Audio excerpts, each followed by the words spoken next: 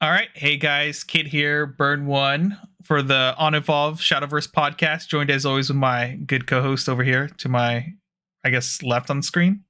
Hey, what's going on? Yeah, so we're back and what episode number is this? Is this 12? I think it's 12. I've been doing very poor job of keeping track.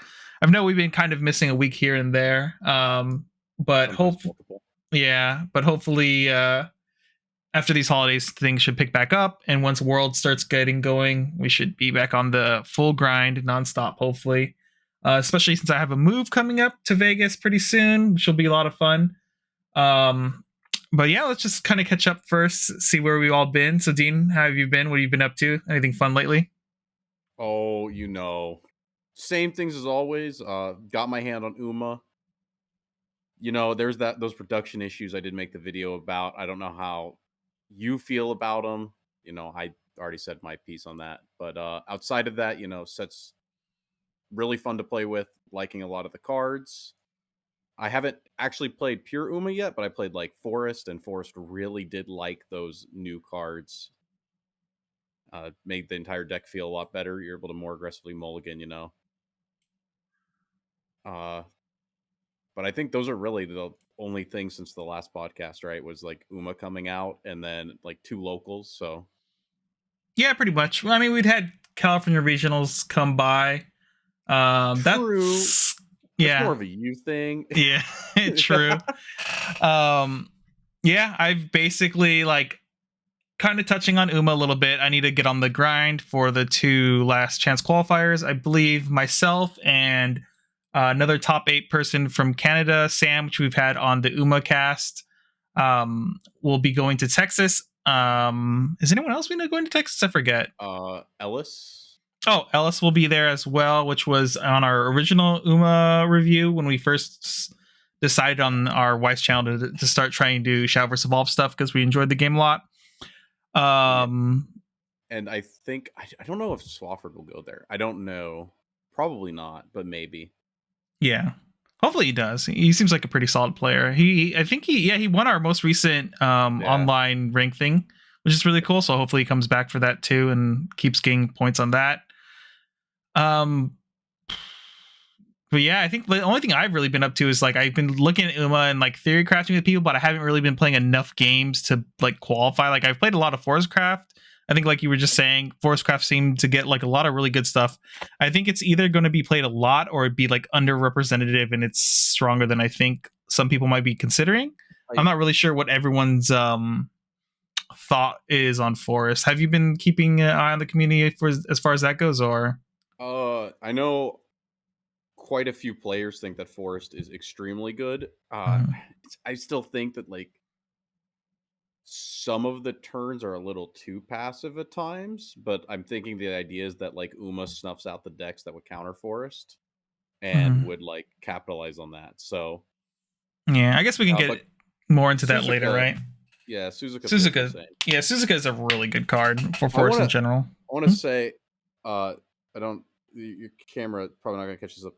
This is from the Discord. I want you to know, because I was being a like a digital player for a moment where I just wanted to hit the net deck button for locals. Whoever it is that made the Skullfane Mejiro McQueen deck, this deck is turbo ass. I'm sorry. I just wanted to say that. The guy said he went 3-1 at locals. This deck is 0-8 in testing. 0-8 in testing, okay? So Skullfane Mejiro McQueen, probably not the sauce. That's the only thing I have to say. Listen, at least they gave it a shot. But they said they went 3-1. I want to know what locals that was at. I am literally 0-8 in testing. It didn't matter. Like I opened perfect, you still die. Yeah, I just wanted to, because we were mentioning, some Uma testing. So yeah. Outside of that though, I went to the SoCal regional. I didn't play in the Shadowverse stuff, obviously, because I played in Texas. Showed up to play Weiss and chat with a lot of friends from the Weiss community and the Shadowverse Evolve community. So shout out to all those people I saw there that said hi and stuff like that. My wife's like, not to get too deep into the Weiss stuff, I went like was it 4, like I went 3-1, or I went 3-0 in the beginning, and I was like, that's sick. I haven't been playing this game for like a year almost at this point, and like the game still feels pretty free. And then the Weiss happened, and I start hitting like the low rolls, and then I lost one, then won again, and then so I was at 4-1, and then I lost the next two, and I'm just dropping from the tournament at that point because it was an insane amount of show out for Weiss over here, as always for California. We had a 9-round tournament, so and unfortunately, unlike other card games, they just straight up cut to top 8 only instead of like cutting to top 16 or something like that. So as soon as you get your second loss, you've basically not even in contention anymore. You'd have to get super lucky, right? Okay, but you say that, but Pokemon cuts the top 8 with a 2,000 man tournament. But isn't Pokemon like a 2-day thing where like you can make day 2 and then get? Oh yeah. Yeah. And like if Weiss was like a day 2 thing and like top 64 went to day 2 and then it cuts the top 8, I think that's more reasonable than running 9 rounds in one day for Weiss and then doing a top 8 in the same day is pretty rough on the players. And you have to be you have to have not only the skill but the luck in the bracket to make it to top 8. Yeah, that's always right. You always got to have the skill and the luck. I mean, that's in any card game, right? Like Shadowverse, even. Yeah, you gotta, better be lucky than good at the game sometimes. absolutely. That's the way it's always been. Yeah, it just Weiss is such a weird game with how they run their events, just because like the player turnout is big enough at some of these places where actually like splitting up like top 8 into the next day or something might be more feasible, but I don't think they'll ever do that. That's just like me ranting about that, because like I've played other card games that have like 9+ rounds for Swiss, and it's always broken up in some way. Like I think usually the most rounds in a day is roughly 9 when it gets to, and then they wait till the next day for like the top cut. Yeah, but the turnout in Cali was over 100 players more than yeah. California is just like insane anywhere else. So yeah. I think they had a 33-man Shadowverse tournament. Yeah, is what I think 33 is what I heard. Yeah, it was a pretty decent showing. Not as many California local or Southern California locals as I thought would show up in that one. I think actually a lot of SoCal players ended up like not, like at least some of the ones I did end up talking to, just the timing didn't work out for them to actually show up to this one. So they ended up going to like Texas or New Jersey or wherever they decided to go. Because I know some of them went to Canada, some of them went to New Jersey. I don't know if I heard anyone going to Atlanta. A couple of us went to Texas, like me and Skaz and so forth. So I feel like half the field in Southern California wasn't even like California natives. Maybe they were all, a lot of them were NorCal. But yeah. But Shadowverse got a good showing for it being invite only, so which is really good to see. I'm really excited to see these last chance qualifiers. I think like last time we talked about Mexico, they had a really good showing, right, for their LCQ. Was it like 80 players? I forgot off the top of my head. Which one was this? The Mexico last chance qualifiers in Mexico City. Heard, yeah, something like 70 to 80, something like that. Yeah, and I feel like Mexico would be one of the smaller last chance qualifiers too, of the three for North America. Yeah. So Texas, I assume Texas and California for the last chance qualifiers are gonna have a really good showing. I had somebody tell me that supposedly Texas has like 4 different locals that get like 20 to 30 players, and they're like different players. So like Texas might be insane.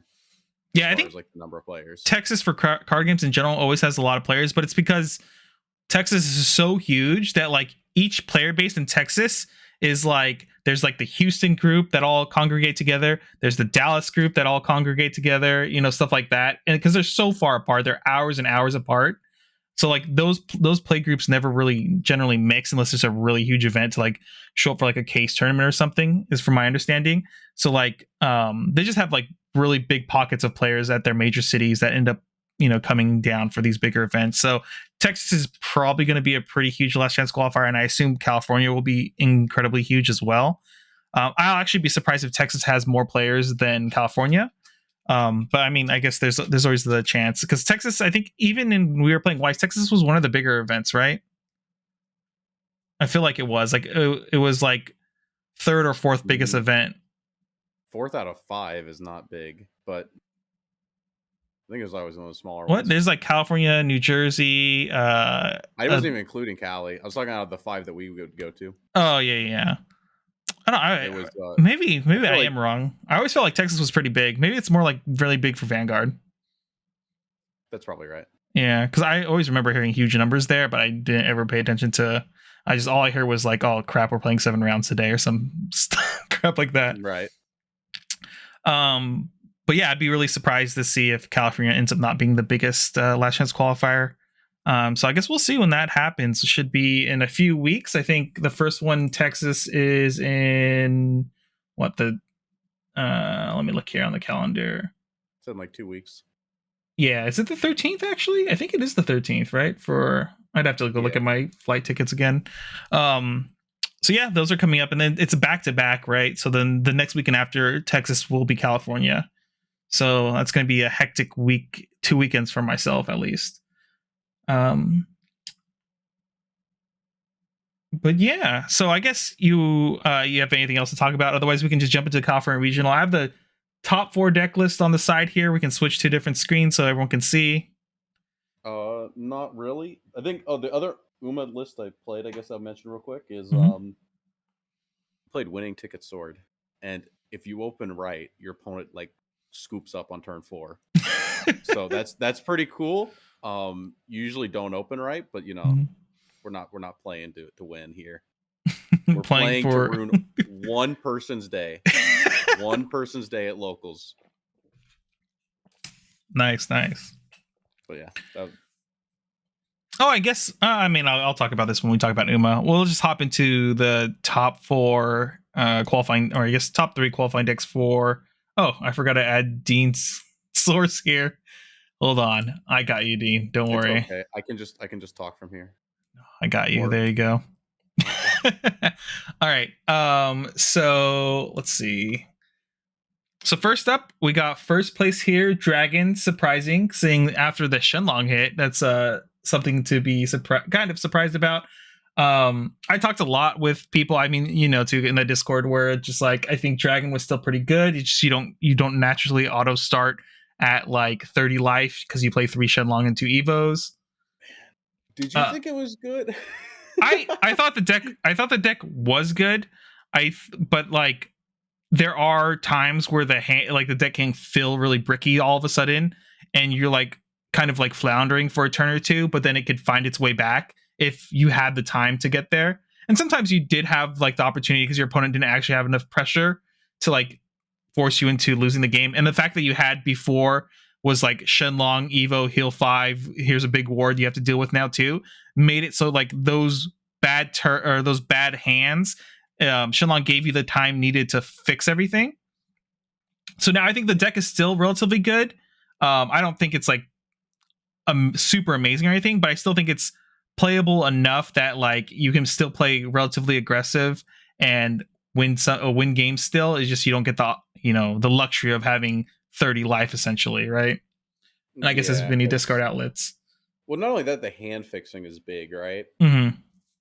Because I don't know, like it's like you want to filter to your like higher costed cards in like the late game. Yeah, you want to start to filter out those like early game cards you put in your deck. Yeah, and without the Shenlong, it's like the cards you put in to replace it. I know I tried Ramp Dragon at least, and I thought, holy, this deck suddenly sucks. Because I'm drawing the card that I knew used to be Shenlong, and I'm like, wow, like maybe if it's Fervor, you get away with it, because then you get like cantripping Ramp, and then that maybe is good enough. But otherwise, it's like it was a little rough. But we see here Disco taking it down. Yeah, this is kind of the list I was talking about originally being very good still, or like good enough that you could show up with it. Though personally, I'm not I thought, at least when in my theory talk with everyone in the Discord and stuff, was I'm not a big fan of running Genesis as much in after the restriction, because I felt like replacing Shenlong with PTP and then like running like double Dragoon is like more of a better aggressive way to win out games, in my opinion. But I mean, this person clearly figured out whatever his list was doing here and fit into Genesis Dragon with the 1-up Dragoon, and still kind of played like the general package of all the discard stuff. They played yeah, I mean yeah, this is almost pretty standard discard dragon outside of, the Shenlong changes that had to happen. We look at really quick at the Evo list here, really standard. Uh, one Dragoon, one Bellringer. We got two Shapeshifting. Three Oh, three Dragon Dragon Warriors. Warrior. That's actually a little different.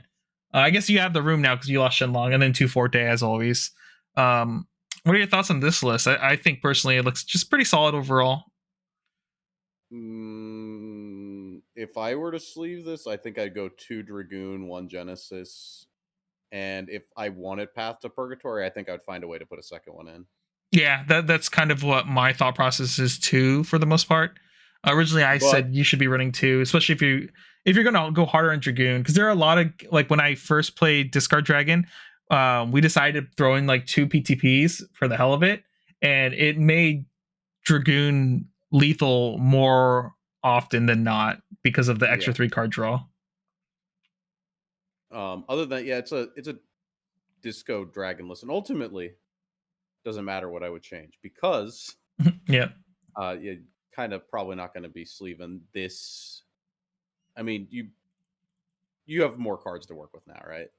So Yeah, you got we're not better going to touch on that. cards to kind of fill this out and work around, but yeah. King Halo.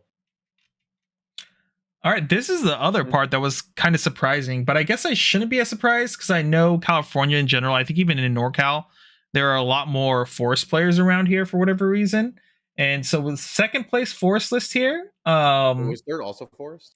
third is also Forest. Spoiler Okay, alerts. because I saw the guy on Discord. Yeah. So this list I think is okay. First of all, it is spicy because we already see Reina right here, right? Which is something you don't regularly see, at least especially Well, in Forest. I mean, I tested Rain and Forest. I did think that if anywhere was a place to put it, it was probably Mhm. something like this, where like you aggressively evo, you have the cards like the Roach, and then it pairs very nicely with the Rose Queen because Reina is 5 to evolve. So when you Yeah. put down the Rose Queen and you tap, you go back up to 5. So then if you can use that and then maybe like refund 4 to 5 extra with the Reina, uh, Mhm. to be able to then go Thorn Burst. I understand this because this is like somewhat what I tried. But I had like Olivia's and other cards, and the deck was horrendous. But I understand because this is like roughly where I was going with set two Forest when I was thinking about how to fix it. So the Liza though is Yeah, the Liza is the secret personally, I sauce. think it's a little bit more spicy than Reina, honestly. I didn't get to try a lot of Forest in set two, but Eliza's a card I've been thinking a lot about for possibly playing in Uma, but I'm not 100% sold on that yet, even. And then I know a friend of the stream, or friend of the channel, I guess, is Prescia. He really likes Liza also, but also he's a Forest hater because we all hated Forest the first two boosters or so. Um, Oh, I didn't. well, yeah, Dean didn't. I He did actually hate showed it up. too. He showed up to a regional with it, so obviously, Yeah. yeah. But yeah, I mean, outside of Liza, I really like this list, the idea of the list and everything. Um, You know what I like? what? You know what card sucks? It's not in here. Tia. True. The Yeah. I aggro forest stuff or fairy stuff, not too great. Yeah, I do like that. I like Liza. It just makes numbers better. I don't know what relevant thresholds you hit though. Is like kind of the problem. Like you can Mhm. make Ancient Elf if you Liza on 2. You can make Ancient Elf dodge like all forms of dragon removal. I guess because 5/5 is too big. Like you do like Harvest Festival 1, Liza 2, Ancient Elf 3 with Evo Orb, and now Ancient Elf is unkillable. I know that's a 3-card combo off of Yeah. an opening hand, right? But Yeah. uh yeah, that's like really the things like I think it's about those thresholds. It's just being able to have like just a far stickier board.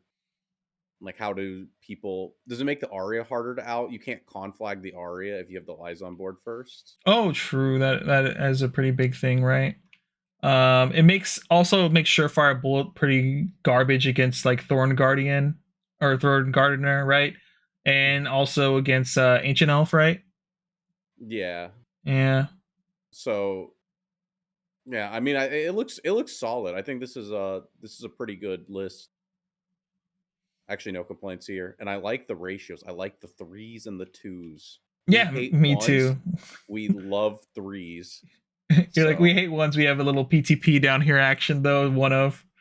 I mean, like Yeah. forest PTP, it's you're probably not going to need it, but like okay, PTP is pretty real board clear. Okay, if you're forest and you're getting smacked, Hmm. sometimes you need that board clear, and you don't have a lot of ways to do it. Yeah, sometimes I find myself in situations where people don't expect the PTP if they're not familiar with my list. Sometimes when I run one and you just play it down and create that board clear situation, and then you have ways to protect yourself afterwards. After that and win the game Oh, I is guess usually pretty good. Hmm? I guess the big ones here. No silver bolt. I guess that makes sense. The card is bricky because you're already playing six Yeah, bricks, I think if you play and the Arya and Rose Queen you got stuff going Roach. on, you're pretty good. I don't know if you really need silver bolts. And yeah, like you said, you have Roach, right? Yeah, and the other one is what's the other card that they're not playing? Uh, isn't this everything? I can't think of anything off the top of my head. Oh, Tia. Oh, the fog. They don't have the Oh, fog. Fog. Yeah, yeah. I think Fog is like optional depending on what you want to do with your list. I Um, wonder if they lost to the Genesis Dragon because they didn't have the fog. maybe. I wonder if that's what happened. Oh man. All right, and then we got our third place here. Forest once again a little bit different. Looks like they're going for more board control here since they are playing the Archer. They're playing an extra copy of Angelic Snipe. We got the what is this? A Fairy Queen, right? Or Noble Fairy? This It's card decent. is like, Oh yeah, no fairies yeah, decent. it's pretty decent. Like even as one of is pretty good. We got Rose Deer, which has been like ever since I started testing out Uma stuff. Rose Deer has been doing work. I Okay, really like the it's a card. little bit. It's a little bit better. It's a little bit better in Uma. Let me tell you that much. Oh yeah, for sure. Slight meta changes is all it Mhm. takes for this card because like in this set it's like okay. In this set I feel like it's okay. Yeah. Um but in like next like Uma set, right? I feel like Rose Deer is it provides a much better role. Mhm. What else do we But yeah, have here? Like, yeah, this looks like it does better work into like board-based sword. sword decks, right? You technically only have one out to Leonidas, which is Noble Fairy, right? Well, no, that card destroys Kit. That card Oh, it destroys. destroys. That's right. It doesn't turn it into a fairy. Okay, yeah, never mind. We're not digital. Yeah. Yeah, yeah. So I guess just here you just either bounce it back. You have Rose Gardener to bounce it back, and I guess Lily, right? And you're just You hoping say to. that Hmm? pretty hard to bounce back. I don't know how you bounce back to Leonidas with this list. Yeah. Like how do you ever not have a board? Hmm. I mean that's like the real problem. But Yeah, I understand. And it looks like they're opting for the double Silverbolt in this list. I guess they want to close out the game a little bit easier in that transition between 6 and 7, right? yeah, Yeah. Evo deck list here: one Archer, three Lilies actually, one Tia, which I think is I guess fine. they're out to Leonidas. Yeah, and then two Rose Gardener. Yeah, this looks all right here. A third one of this is I haven't played enough of this card to be like I need three, but it is here. Interesting. And then we'll just hit up the last list here. Fourth place. Unfortunate for them, they didn't make it. It just straight up aggro abyss. It's pretty standard lists. This is like almost card for card the list I'm playing, except I don't play. I chose not to play the ghost generation thing here. Everything else is the same though. Looks like I just play a third copy of Soul Dealer because I want to see this card more often. And then what was the last card that I had of one of this here? There's some other card I can't remember off the top of my head right now. And then super standard Evo list. I like the one of Evo Goblin. I think I played the one of Evo Goblin for quite a while also, which was pretty fun. I mean, I don't know if there's much to even talk about on this list, right? Just it's pretty standard aggro, right? Yeah, and I'm not the aggro guy. Yeah. Yeah. That's basically it for the California Regional. So congratulations to top 3 for making your world's invite. Hopefully you guys do well once you hit Japan in the UMA meta. All right, let's get back here. All right, Dean. Mexico? Oh, wait, did Mexico happen? I don't even remember. Did it happen? Should we go over it? Let me pull this up really quick. I thought we went over LCQ for Mexico last time? Did we not, or did this happen? Oh no, did we? Is this LCQ? Yeah, LCQ Mexico. I'm pretty sure we did. Did we not? Okay, if we didn't, there we go. It's set 2. It doesn't matter. True. I mean, like literally, like this meta stuff. Yeah, congratulations, top 3. Sorry if we didn't go through. I thought we did, but I could be completely wrong. I just don't remember right now. But yeah, with that, we can move on to everyone's favorite segment. Guess that flavor text. That's right. So every time we do the podcast, we get to read off the flavor text of a Shadowverse card. And if you guess it outright, it's 4 points, which I think I got last time. Yeah, it's bullshit. I'm just screwed. I'm never going to catch up now. Sorry. I had to give it to you. You did too easy of one. But, if you don't know it outright, there are 3 lifelines that will reduce your score total. That is what set the card is from in digital, right? Is that how we decided it would be done, or do you want to do it in physical? Maybe we should do physical, but I don't know, because I don't even know shit about digital sets. Okay, because that's always a little bit harder, because then we have to know. But that's what was it? Tokens or tokens? Huh. Anyway, what set it is in? We'll decide going forward which one. Maybe you guys should tell us what it should be, what class it is, and what type of card it is, like follower, whatnot. So with that in mind, Kit, are you ready for this week's flavor text? As always, I'm not ready at all, but let's go.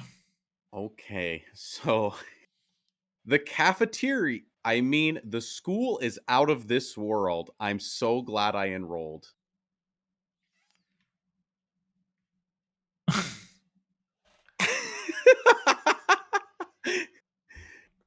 Okay. I have an idea. Okay, let's walk us through it. Okay. Where are you going? The only character I could think of that involves anything to do with the school is Anne from the Runecraft.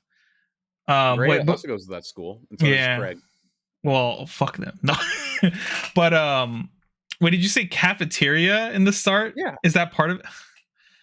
It's not what's that guy's name, Kaiser or whatever. Is it a 2 or 3 drop that kills a dude and heals 3 or something, your opponent? Because he's supposed to give you the carrot and digital. Yeah. Oh my god. Okay, so what craft is it from? Dragon. Oh my god. Dragon.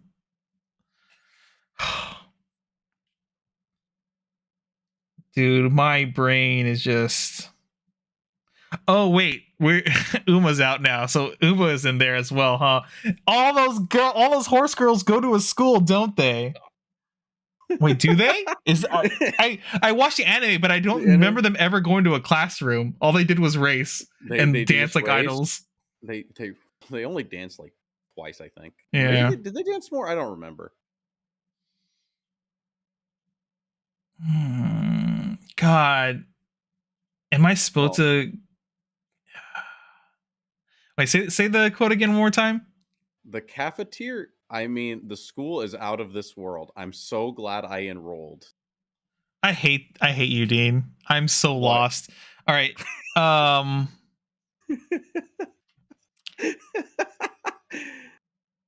Oh my god.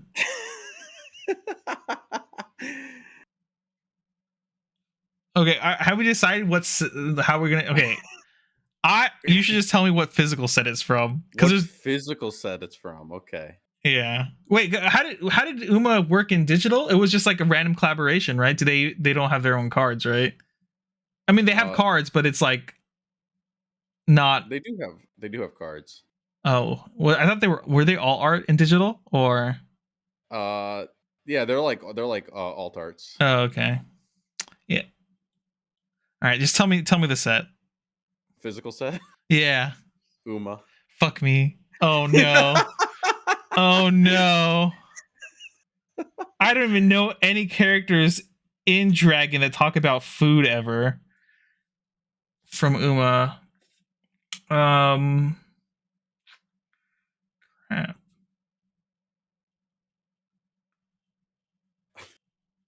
I'm just screwed. It's just I don't know why. I'm just thinking of that 10-10 for 10. Because I'm like, it's so big. That horse must eat like everything. I can't remember what horses are in Dragon Craft. He's struggling. Oh my god.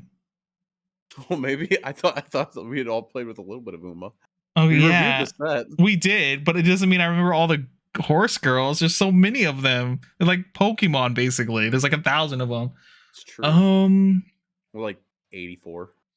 Okay. How many cards are in the set? The only one I'm remembering right now, and this might actually be right. I'm just gonna lock it in right now and hate myself later. Is I'm just gonna lock in Special Week. Is this Special Week?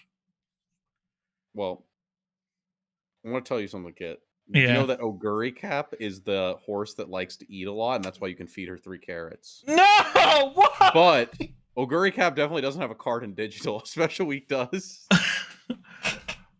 So you got it right. Oh shit, I did. Oh hell yeah! But I'm still behind. Yeah. Crap. I used two of them, so I only got 2 points. So I'm 2 points behind now. Correct. Oh my god, I can't believe it was even Special Week. I just remember, like, I think I remember there an episode where she eats, and that's why I was like, I remember Special Week, and I remember she got like this hamburger thing with a carrot in it, and it was like this massive pile of meat in season 1, and that's all I remembered. Yeah, there's only I think there's 8 horses in digital, so I was surprised there was actually more than one to like use. Okay, yeah.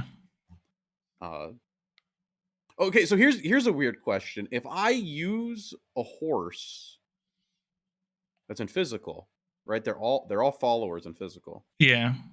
But in digital, sometimes the alt arts are not followers. What is the flavor text supposed to be there? I don't know how many times I'm going to use Uma, because like saying Uma really narrows down that yeah. Pool. I think we probably should, if we do Uma cards, I think you should just always reference the digital one if there is a digital one. Well, I mean, I guess we're getting all the things from digital anyway, right? So yeah. I think we do for future ones. You always do what set it came out in physical, but you reference digital for what it was in digital, right? Because I think we've both played enough digital to know like some of the cards enough, or you'd play way more than me, but should sometimes relatively know. Yeah. Okay, I can't believe I actually got that. Like once you okay. Oguri Cap was the other one, the only other horse I know from Dragon. And I was like, feed her 3 carrots when you're like getting fixated on the food. I thought you would think about that. I kept thinking about her picture and how she's just like looking at like a little plush of herself, and I was like, it just never clicked that she eats 3 carrots, so she's a fucking fat horse, basically. Yeah. So I got slightly lucky there. Let's go. All right. Well, since we're talking about horses, might as well close things out. We'll talk a little bit about the Uma meta and our experiences, I guess, and so forth. So, like what we said earlier, we kind of been experimenting, Dean, not as much as far as like getting ready for last chance qualifiers, right? Because you got your own things going on. You won't be able to make it. You'll be in Japan though, which will be a lot of fun, right? I will be physically at Worlds with a fistful of cash. buying the promos if anyone wants to sell them for cheap. So Yeah. So I know you're not going to the last chance qualifiers, but I am along with some others. So we've been on and off testing. I know everyone else has been testing a lot more than me, which has been bad on my part. I should be out there grinding, which I should start this week. Very hardcore grinding out the decks I'm thinking of playing. Um, so we did release our tier list. Like, has your opinion changed at all on like kind of where our places have been from what you've seen and talked about with people, Dean? man, so many people are hyped up on Force. I kind of feel the strength and I kind of don't. It's like 50-50 on that one. And I feel like people have been pretty down on Haven comparatively. At least the people I've talked to. Mm-hmm. And like I think on paper Haven is still pretty strong. And if we look in Japan, there was like a McQueen, Haven, Kaguya pile that's like was like a topping list at some locals. I don't know. Like that what is it, Dexander or something? Oh yeah, that You know what I'm talking website. Yeah, about? yeah, yeah. Yeah, that one. Yeah, they're like Uh, if you actually do the research and not like use Dexander, but actually go through Twitter and know all the Japanese keywords you need to search, you can find a lot of different lists for different crafts. Um, but 'cause I I think the Shenlong hit is like what? Like maybe you can do like ramp with man, is King Halo a meme? I don't think it is. what is King Halo? But it's the 6 drop that lets you put 3 cards into your EX area. It's a 6 drop 5/5. Oh, To me that sounds real, but like maybe I haven't played Dragon much. mhm. Uh and ultimately I'm a little skeptical slightly of dragons like viability in this meta. Yeah, I'm kind of in the same boat as you. I'm not really sure. I'll probably have to test it like one night, and then from that one like session of testing Dragon, I'll make a decision on whether if it's even worth like thinking about this deck anymore. But I think overall the deck is still like relatively okay. It just I don't think it's as strong as I was hoping it would be. But I mean, like they still have some of the best storm followers, right? The discard package stuff is like pretty still solid overall, right? Ogiri Cap gives you like another discard outlet to trigger your amulets, and what's her name, Rico or Rika or whatever, the 6 drop Oh, neutral. that's a big one. That's a That's a big one. really powerful card. That's really good in Dragon as well. Um, so like Dragon is definitely still good. I don't know if it's going to be like one of the go-to decks anymore. I still haven't felt or like even heard about people like really talking much about Dragon. Maybe because it's kind of basically solved for the most part because Yeah. nothing really changed that much. Well, also I don't know how many like how much people are playing with it, right? That's the other thing. Mm-hmm. Um but yeah, I don't fully know. Also, people I hear a lot of people are really down on Uma, or not like everyone, but some people are. They're like, "Oh, Uma is so bad after the hits." But then, like, I see Uma popping off like half of the games anyway, and like Uma is still like pretty. It's pretty decent still. I don't know why I've heard like murmurs of Uma's not very good this format, and I think it's still pretty good, and you probably need to respect it. Yeah, I think Uma is still going to be the deck you have to respect in the meta. Like from what I've seen in playing against it, I still think it's good. I don't know. I haven't like this is probably my fault because I haven't been checking in with the community as much on Discord and stuff because I've been really busy. So I haven't been like getting like going through and like lurking and reading everyone's like replies and what they've been talking about necessarily, especially about Uma. But from the people that I know have been testing it and playing it and plan to play it at last chance qualifiers, they all like the deck a lot. It's pretty solid. When I played against it, it's like sometimes they play like one turn and it gets out of control because you just happen not to have the right answer that one turn. But as always, if you're able to commit like 2 board clears, Uma kind of falls apart after that if they overcommit the board and you get like double clears. Even then, I like man. I'm thinking about like some of the testing I had, and like Mhm. there are times like they go from no board to like 5 board out of nowhere, right? It's like they have a lot of cards that can trip and a lot of cards that search and a lot of cards that salvage. Yeah. So they can keep up the hand like pretty good. Yeah, they definitely have to kind of play for it a little bit more instead of like being like Unga Bunga, right? They know they're playing into like board clears like that. Well, I think Um, the now this is a weird thing to kind of say, but like I think oh, I dropped my mic. It's okay. A little bit loud there. I think that the Uma deck, the decks that can board clear it, right? mhm, They usually can't apply good early game pressure. If you think about like Haven doesn't apply early game pressure, but it has all the board clears it wants, right? yeah, And so Uma knows that. And so Uma can like they don't they don't happen into the sword spell anymore. They have to usually search it, right? mhm, But they can actively search it against those decks that are going to board clear them to keep up a fat hand the entire game. Uh so like you versus like grabbing removal. Now if you could apply pressure and force if you could have both removal and pressure at the same time, right? yeah, Then it becomes a lot harder for Uma because they can only search like one of the two. But I've noticed that if you're playing a do nothing deck, right? Uma has all the time in the world to just keep grabbing the trial initiation and just keep keep churning through their deck and keep like replacing hand. And so cards like Agnes Evo become like a +1. So yeah. That makes a lot of sense.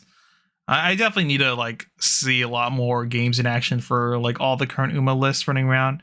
To kind of run back to what you were talking about Force as well. I'm actually surprised. Like I feel like I see a lot more people testing and trying out Forest in Uma. For my testing, it was a really fun deck. I kind of on the fence like you, Dean. Like from my experience, there's a lot of games where you can just like win on 7 and 8 like all the time, and like through whatever's on the board. It doesn't matter what's on the board because you just burn them out with like silver bolts and stuff.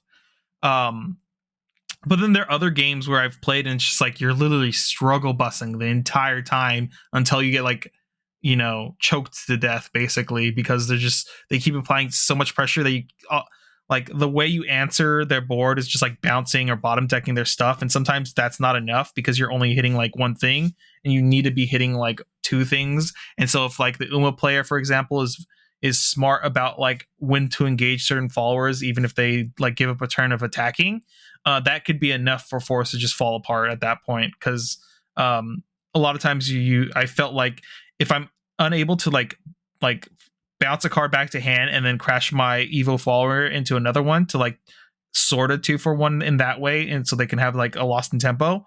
I felt like a lot of times Uma, for example, can put too much pressure on the board for me to handle. I assume Forest though into like other crafts probably do decently well. I don't know how it would do against Dragoncraft. I don't know. Have you seen that matchup much at all? Because I don't know like the timing for when Dragoncraft necessarily pops off. I feel it's almost probably the same timing as Forest, which is they're still looking around the 7 to 8 range is when like the deck kind of pops off and tries to close out the game. I think the problem is like Forest doesn't even pop off. Like if you're playing like ramp control dragon Mm-hmm. into this, like you just keep playing Olivia and tell them discard, like right, like Yeah. the hell they do, and then you just hold enough mana for a breath, and Suzuka's always bad. Like Mm-hmm.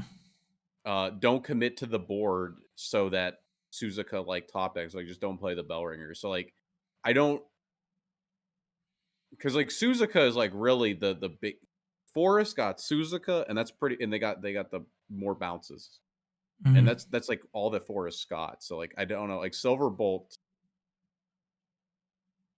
if like a Suzuka or like early game pressure doesn't stick, or like if Dragon heals like once even, I don't know how Silverbolt ever gets you there. When you drop the Rose Queen package, like you have effectively you have a lot less damage, right? And if they Mm-hmm. conflag your board and then hold up a breath, it's like what do you do? Like the game is Yeah, really, really rough from there, right? yeah, and then like what you silver bolt, but they're at like 20 health, and then you hit them for 7. Then what? Like then Mm-hmm. what? Yeah, that makes a lot of Um, sense. so I don't know because like that was like my problem when I played it was I played against a pretty new player, and we handed them our Control Abyss list, and it was like it, it didn't matter because like they healed to like 27, and then I'm struggling to like get lethal lines and deal with like literally anything that hits the board, and they have Azazel, and my hand gets hit by one, and suddenly it's like almost impossible to kill them. Uh, so it's like, and this was against a new player. I managed to glitch out because they were newer, but if they weren't like right, it's like I couldn't even beat Control Abyss with Forest. So it Oh made me yeah. think. It made me think a little bit about it. Like there's like definitely some weaknesses in there. Um, but like it's not that Forest is bad. It's just like I don't know if I'd put it tier one. I don't know if I put it tier one, especially after playing it some. But Yeah, I don't think it's a tier one deck. I think it's definitely like a solid tier two list or deck in general, especially when it comes with the Silverbolt. Maybe there's some stuff going around that's like not Silverbolt centric and that plays better into everything else. But well, the only thing I ever tested was Silverbolt, and from what I've seen so far, most people are playing just like a Silverbolt list. the one thing I will say it's insane with the new thing is that you can nature guidance Suzuka, and that's like bouncing a forte, which is like unbelievable. This is kind of true, yeah. That Oh is man. that is like the one thing that is insane about Forest. But Mm-hmm. yeah. And Uh, like we talked a lot about Forest. Does any other class matter? Rune well, got some you cool cards, but Rune I is want to talk about Abyss a little bit because you brought up Abyss. I tried playing like the discard control list with like all the new Uma stuff, and I played a really crappy version of it, but it still felt good even though like I was like barely winning like maybe 50-50 of my games. we have our Um, list now. what? You have our list. Oh yeah. I saw that as well. Um, I mean, what has your thoughts been on the like control Abyss list? I think I from what I saw, sorry, my name his name's blanking right now. Was Swafford. Swafford? Yeah, from him playing the list, it looked really solid. The version you guys were, I guess, created and then played in our ranking online ranking stuff, and then from the list I played, it felt like good, and that like I need to tweak some stuff, but I can get there. I think your guys' list was definitely a little bit more streamlined because I think you've had the experience from set two, right? Playing that version at Oh Atlanta. yeah, the Uma list was Mhm. literally like him asking like what cards are worth playing in Uma, and I say only these two. Yeah, There's yeah, only pretty two cards much. worth playing. Just shove those in. And Marzensky ain't one of them, by the way. I'm playing Mm. Marzensky. But I do wonder, like, do you need Marzensky? Because like my problem with Uma, especially after I playing against it a couple mhm. times, is they sometimes they just like slam down a guy, and you go, damn, that guy's there. And like, but like, I don't know if Control Abyss really cares. Because Mhm. like I'm thinking about it, and like if I can Soul Dealer pop your Daiwa, do I care about the rest of your board? Mhm. Because you have to deal with my Soul Dealer now, and like if you doing that like means that I don't take that much damage, and then I can like Kawi heal or something, right? Like I don't know if I really care, but it is difficult to deal with multiple threats at the same time. So I don't know how that deck actually does into full Uma. Yeah, from like I really like Marzensky, like as a character and the card. I kind of like the text on the card as well. And from playing it in my list, I really liked the card, but also I was like, I don't know if I want to have this card as a three of, and I was playing it as a three of in my initial list. But every time I had the Necrocharge, the card felt amazing. And anytime I didn't have the Necrocharge, when I drew a Necrocharge, when I drew into it, I was like, dang, this card sucks. But like it's fighting with Cerberus, it's fighting with Fine Motion, it's fighting with Olivia. Like, where do you put it? And like what do you cut? And ultimately, is it better than the cards that you're cutting? Because Cerberus gives you lethal lines, and honestly, they gives you -4 defense if you think about it. Yeah. It gives you -4 and then 5, so it gives you 9. And isn't that what Marzensky converts to as well as 9? Or is it Uh, 10? I think it was 10 because it's 4 on play, 2 on 424. Evo, E Is that what? 424. Yeah, yeah, I think that is it. 424. Okay. Cerberus converts to like 9, but like Cerberus but you have to have the necro charge, and Cerberus can always deal the 4, right? If you think Yeah. about it, because you can always go, okay, I'll take the ping 2 and then like deal with something. Um, and it's only 1 mana more, but it's definitely more versatile. I feel because like the Marzensky, it's like you said, you have to have 10, and 10 is usually not by 4, it's by 6. In which case you're probably wanting a Death Breath or you want a Kawi or Soul Dealer. Mhm. So it's a thing where you're fighting with other things you want to do, and the deck's already pretty heavy if you think about it. You've got Alucards, you've got Olivias, you've got Azazels, you've got a lot of cards that cost a lot of mana, and once you get to a certain point of the game, you're putting down like 1 to 2 of those a turn, and that's like your main game plan. It's not putting down Marzensky and then something else. It's putting down, I don't know, like Alucard attacking, healing, and like progressing your game plan. Yeah, that makes a lot of sense. I can see why like you wouldn't even want to play it in the list. And I think when from watching Swafford play and looking at the list, that makes a lot of sense. It just, when I was playing it with my basically jank version of the list, it did feel good at times. But I think being more focused on the utility of what's her name, the Mimi Coco person again, my Yeah, it's brain's Cerberus. Cerberus is very powerful because there are turns I saw Swafford play and use that to like get the double hit too instead of getting the double like power pump and stuff like that, which was really good. I totally can see that argument, and yeah, I think it just makes a lot of sense from what you've said. Was there, and then you were talking about, I guess we can get away from Abyss for a bit unless you have anything else to add. No, that's my Yeah. thoughts on Abyss so far. You were saying Rune got some stuff. I haven't touched Rune at all. Well, I guess I haven't either, to be honest. I haven't heard anyone talk about it either. Like Rune got, you can play Daiwa vodka, you can do all kinds of stuff, right? Daiwa vodka, you can mhm. give the courses storm. I saw a local trying that. I know Ellis had a Rune's like, list on for our webcam tournament. That was it was pretty interesting. It was Rune Uma list as well. It's just every time I look at a Rune Uma list though, I'm just like I'm like the best cards in Rune you got from Uma are like already just better in the Uma deck, right?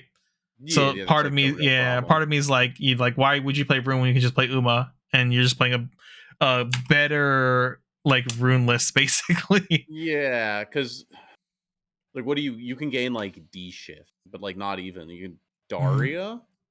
So like, I guess you go like more aggro-y, but like, and then like have like a Daiwa pop, but you can't even set anything up if you play Daria, right? That's the real Mhm. problem is like, how do you set anything up with a card like that? Yeah, I think playing Rune provides you a lot more spells to control the board instead of having to like set up a board to control the board through playing Uma, like the few Uma spells you have and things like that. That's I noticed that when I saw Ellis playing it on stream. Um, but yeah, Agnes can become a menace, right? Like that's yeah, like a real thing. yeah. Agnes is Um, very powerful. but like overall, I don't know. I haven't touched it yet, Mhm. and so I don't really know. I'll have to get back to you once I like finally see something up and can feel it a little bit more. But Yeah, I'm not sure if the sauce is there. I'm not 100% certain. yeah. I think that's kind of about it. Was there any other crafts we even want to like really touch? Supposedly Sword was topping in Japan, despite Uma and like back then, and I don't know if E- that's Every list I saw for sword is basically the same sword list as set with two. The only Tokai difference Teo. is, yeah, the only difference is Tokai Teo's really good. If you watched our ranking tournament last week, I think we had two or three sword players, and Tokai Teo did work. It just like comes down and just like nuke something, and you're like, yeah, deal with this now. And this is also randomly, if I evo it, is like a 5/5 storm or something, and but outside of Tokateo, the only other card the set really got was Brian, right? And that's kind of like you read the card and you're like, every line of text on this card is good, so obviously you're going to play the card. But outside of that, everything else is basically just the set two list with the two added new Uma cards. I haven't really seen anything else spicy. Have you seen anything like anyone's working on anything on Sword? as you pull out your list, Yeah, I told you, bro. I told you. I got slamming the net deck button. No, made, strong word. Yeah, you play the winning ticket. You know what that card is? No, tell me it now. So if you have the band card, Mm-hmm. if you have that in your drop, as well as the 2-drop 3/2 with Rush, Mm-hmm. which has been surprisingly decent, right? It's a 2-drop 3/2. Yeah. Got Rush too, so it's better than Latham. If you have both of those in grave, you have a 3-mana 5/3 with Storm. Oh, that's right. Yeah. And if you open well, but the problem is that your Getting your it to event the. your event has 2 modes. It's top check 2, add an Uma, or salvage. And the salvage is only for trait, and it only can salvage the 3-drop and the 2-drop. So you're seeing the conundrum here with playing that card with this package. It'd be a hard -1. Well, what if you just shove in as many Uma cards as possible, like the bootleg swordsman that you have to race, and you put in the Tokai Teos, and you put in the this thing. Oh. Oh man, towards the camera. Kishi Amazon. This card can summon a 3-drop from your deck for 6 mana, so you can summon your 5/3 Storm. And I'm not going to say that deck is good. It's definitely not, but it's really funny. And if you have a good game with it, but yeah, that's really all that Sword has. Sounds about As right. far as maybe nothing truly meta.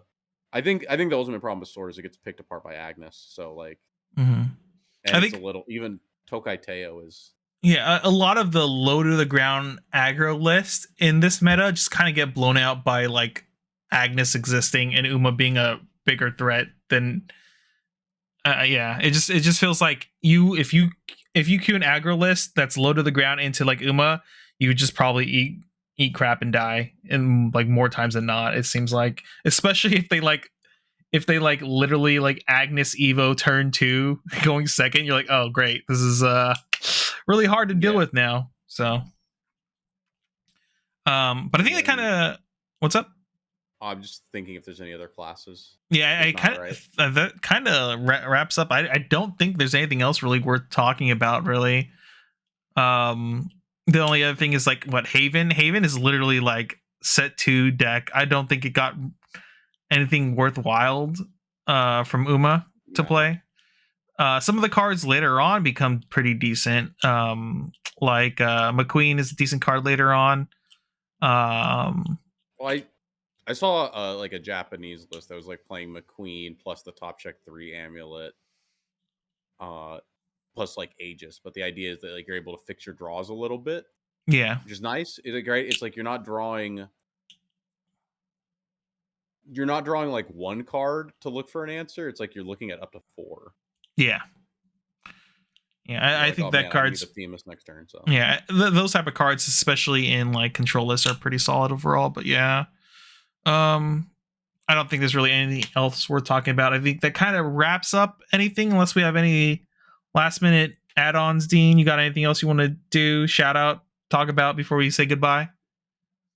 no, just probably go back to grinding the whatever the new Shadowverse digital format is. We got our next to last one out today, so nice. I'll probably go back to, if I'm not grinding if I'm not grinding Shadowverse Evolve, I'll probably be on the Marvel Snap grind. It's been back to being a slightly addictive again. I've been playing it like in between breaks at work and stuff, since the games are so short, and I'm like high ranked infinite right now. So, but it's like, dude, that game, like there's so many people on the ladder like fighting to get like in the top like 5,000 or so. Like if you're not grinding every day, it feels like impossible. Like every day I'll like win a bunch, move up like 1,000 places in the ladder, and then go to sleep, wake up, and then like at work I'll log in to play a couple games during break, and then I'm like, oh cool, I moved down 2,000 spaces on the ladder. So it's like, it feels like an endless grind. Must be literal bots, dude. Actually, the developers guaranteed that there are no bots in Infinite Ladder. It was one of their promises when they created the Infinite Ladder. And Okay. so far it seems to be relatively true. I haven't ran into any like bots that like play weird, because like in that game you can, it's fairly easy to see uh like tell if the person you're playing against is a bot, because of like the weird play patterns they have. It just doesn't make sense sometimes.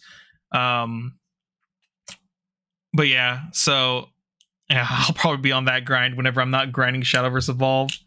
Other than that, guys, if you made this far, tomorrow, or I guess it probably today is when this release. Later in the evening on Wednesday, the 27th of December, we will be having once again our ranking online webcam ranking battles. Same time as always. Discord already. Feel free to join. The link is below in the more information section on YouTube. There, we have a separate section for the event. I usually about an hour or so, or about 2 hours before the event happens, I throw up signups and ping everyone to be like, "Hey, get in if you want to get in." The last couple of weeks, we've had decent showing. We had for week 2, we actually had 8 players show up. And last week, I mean, holidays and stuff, we had 6 players. It was still a really fun tournament to watch. And if you want to ever watch any of the VODs afterwards, they're all on our channel. Obviously, you'll have to click on like the live section. I didn't realize YouTube did this and like hit all the VODs for the live thing.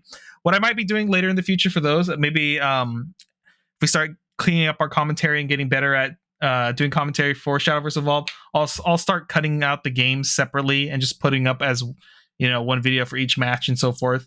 That should be pretty easy for us to do once we get rolling. That probably won't happen though until like I'm in Vegas, basically, which will be like late next month, late January. Other than that, I will see you guys in the next podcast. Thanks for joining us as always. See ya.